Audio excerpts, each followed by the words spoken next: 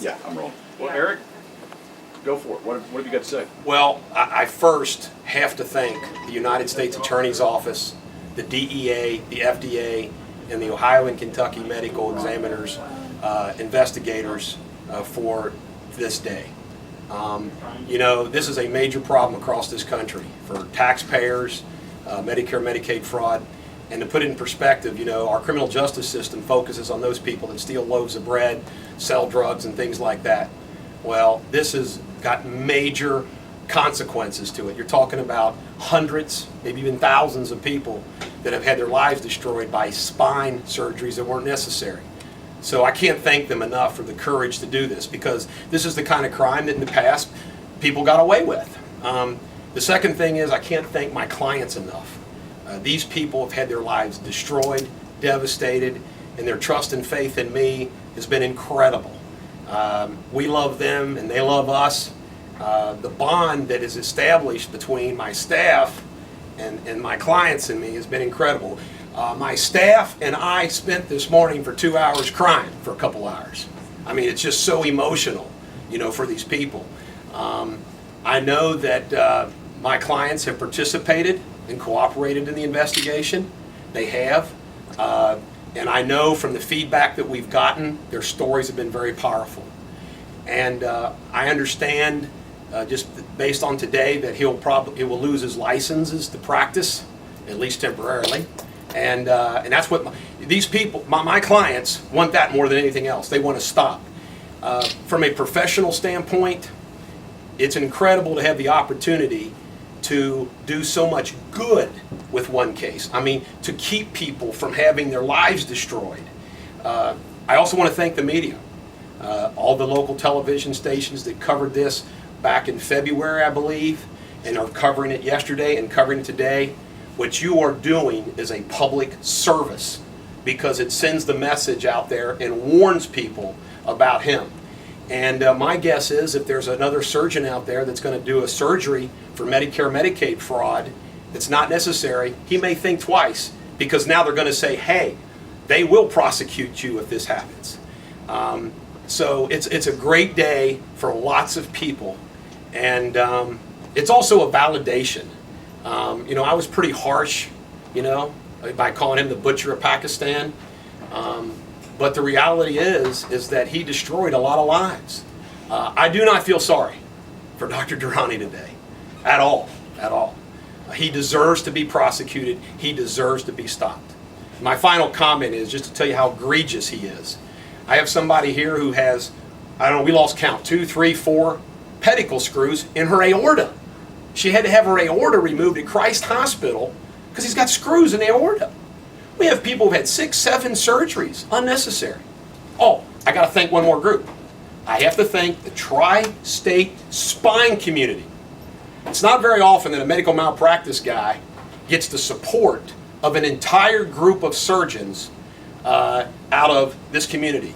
Every tri-state spine group, led by Mayfield, Wellington, River Hills, you're talking about Tobler, Griner, Roemiller, all of them are seeing these patients and these clients and helping them, and are testifying. They're willing to testify that these surgeries were unnecessary. Imagine that, unnecessary spine surgeries. And it's just an incredible day, and I can't thank them enough. I mean, to get a phone call from Lee Griner, the president of Mayfield, who says, Eric, we just want to let you know that the tri-state spine community supports you 100% on this. He's got to be stopped. That's incredible. So I can't thank them enough either. How many clients do you have on the civil side? How many people do you represent? We represent 160 and counting. I'm sure there'll be more with this publicity. We've got the goods on him, so to speak. In other words, they say you're not supposed to say you're an expert. Well, I can tell you right now, I'm an expert, along with Josh Robinson, my wingman on this thing, my main paralegal. I can tell you right now, which is unfortunately he couldn't be here because he had to be in Lexington, but I want to tell you something. We know everything about Dr. Durrani, Medtronics, the hospitals involved, and I want to stress that as well, okay? It is shameful that Dr. Durrani bounced from Deaconess, Good Samaritan, Christ, Children's, and we know he got kicked out of Children's, and Westchester UC Health we have a witness that will testify that Westchester UC Health knew about his problems, but they needed the money. Quote unquote, needed the money. He does more spine surgeries than everybody in the state of Ohio, 1,000 a year. And they needed the money. They decided that money was more important than patients' health. And we have filed nearly 100 cases in Butler County that includes Westchester UC Health. And I do believe that the United States Attorney's Office is interested in Westchester UC Health's culpability in this case, and children's culpability. And they play this game of secret, secret, everything that you do, credentialing, complaints, has all got to be secret. I call upon the Ohio legislature, you better take a look at that law, because their law protecting bad docs is what's led to today. And the law needs to be changed. You know what? Everybody knows about my bar battle in Kentucky. Why? Because it's public. How come complaints against doctors has to be, that way? So, the law needs to be changed. But we represent 160, and we can handle it. I'm going broke representing all these people, but we can handle it. I've hired staff for this, and it's an honor to represent these people. Of the 160 clients, is there a common thread? Yes. What's the real common thread in all of the people that you represent? The common thread is they had a surgery that involved the spine. It was not necessary. Another common thread solely for the purpose of sole purpose of money. For money. In other words, Medicare, Medicaid fraud, private insurance fraud, for money. Let's do a surgery. Oh, here's another common thread.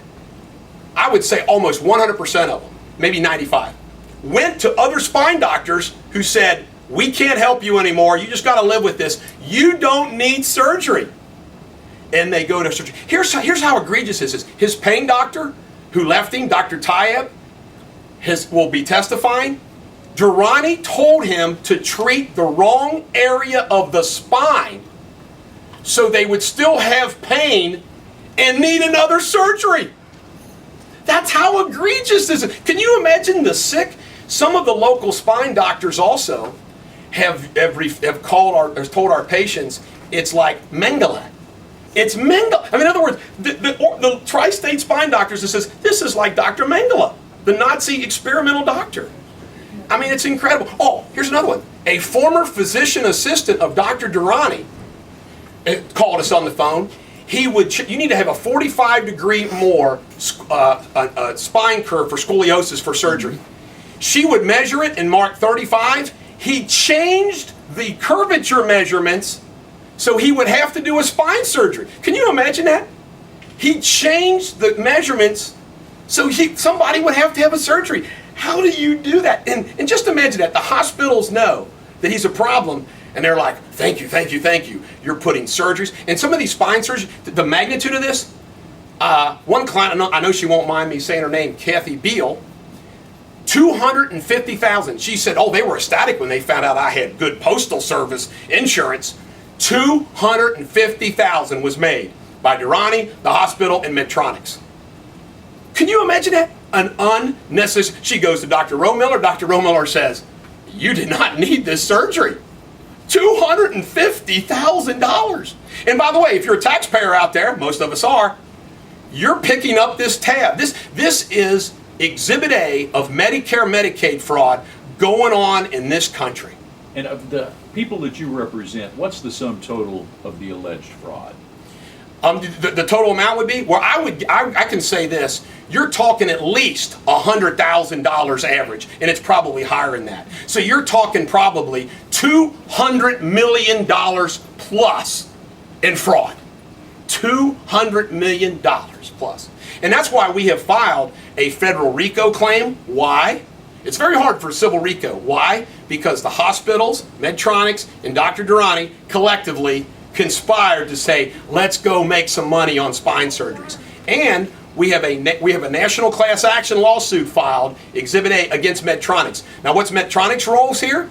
Medtronic knew that Durrani was putting something in the Wall Street Journal did a story about this about a month ago. BMP2, it's like a bone morphogenic protein. no help to a spine person. Medtronic knew that Dr. Durrani was putting BMP2 in children, not supposed to, the thoracic area, not supposed to, the neck area, not supposed to. It's only FDA approved for the lower area. And Medtronic knew that he was putting BMP2 in everybody. And guess what? Not telling them. None of my clients knew, and by the way, 75% of them have BMP2 in their backs. None of them were told that BMP2 was being put in their back. You have a 4 or 5 times increased risk of cancer with BMP2 in your back. And he didn't tell them that. And Medtronic knew it, the hospitals knew it, and Dr. Durrani knew it. And how does the criminal case, his arrest, how does this affect the civil case? Here's what happens, in my humble opinion. It's game over. They cannot go to court. We have 20 cases set for trial so far, medical malpractice cases. They cannot successfully defend him in court because I get to stand in front of the jury and say, Dr. Durrani is under indictment or convicted for Medicare Medicaid fraud for doing unnecessary surgeries. His Ohio license has been revoked. He no longer has privileges at Westchester U. By the way, a month ago, Westchester UC Health finally kicked him out. So in my opinion, they can't go to trial on a single medical malpractice case because the jury will hammer them. And the significance in the federal arena is very simple. If you're alleging civil RICO and the Dr. Durrani is under indictment, I'm very confident Judge Black's going to say, well, it looks like to me we got a criminal enterprise going here. So I think those cases will go forward. And then as far as Medtronic goes, I think we'll at least get a class action for the Durrani clients, but hopefully nationally. By the way, here's what Medtronic does. Medtronic pays, and Dr. Durrani's one of them, pays them money as a consultant, motivates them to put their products in people's spines. It's criminal. So the effect for these people here is, and by the way, my clients, these wonderful human beings. And by the way, he preyed upon those who most need. He would tell them, I can fix you. I can fix you. And if you're sitting there with some back pain, you know, it's sick. He played on that.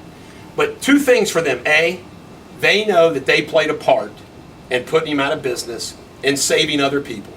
And number 2, they're going to get some compensation. Dr. Durrani has lots of insurance, and these hospitals, at Children's Hospital, he was an employee of Children's Hospital, okay? And by the way, I want to just say something practical because I deal with the media so much. I understand the significant role that Children's Hospital, UC Health plays in this community. Thank God we have UC Hospital and thank God we have Children's Hospital, okay? They're good hospitals.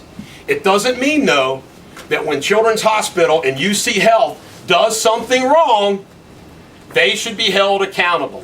And as far as this BMP2 and Dr. Durrani, Children's Hospital and UC Health, they acted very, very irresponsibility, and it was all for money.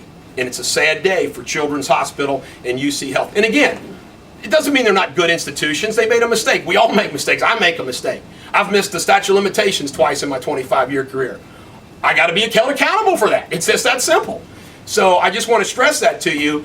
I'm not bashing UC across the board or Children's across the board. But in this circumstance, it was terrible. And the worst culprit in this whole thing is probably Westchester UC Health because the president, Dr. Peter Stern, okay, told other people at UC Health, quote, we knew about Durrani and his problems. We needed the money. It's awful. Thank you. Thank you, Joe. And I've told all of my clients, you raise your hand if you're a client or not a staff member. I told all of them to talk to you if you want to talk to some of them. I mean, you know, talk away if you want or interview them or whatever. You can step out in the hall if you want to do one. There's enough for one for each of you if you want. And again, thank you, thank you, thank you.